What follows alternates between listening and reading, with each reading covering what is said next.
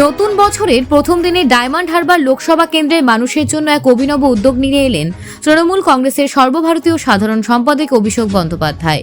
বৃহস্পতিবার সকালে ডায়মন্ড হারবার বিধানসভা কেন্দ্রের এসডিও গ্রাউন্ড থেকে আনুষ্ঠানিকভাবে শুরু হলো সেবাশ্রয় প্রকল্প। ডায়মন্ড হারবার লোকসভা কেন্দ্রের 7টি বিধানসভায় আগামী 75 দিন ধরে বিনামূল্যে স্বাস্থ্য পরীক্ষা শিবির চলবে।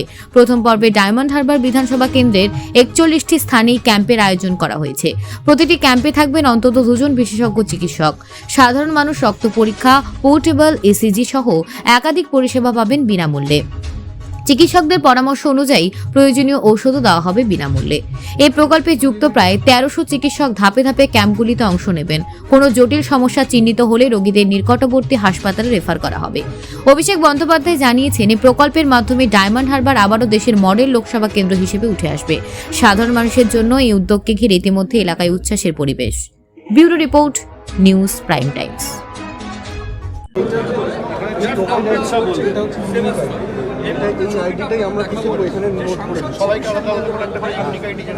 নোট করে রাখবো। এরপরে সহায়তা কেন্দ্র ওখান থেকে যে বলবে যা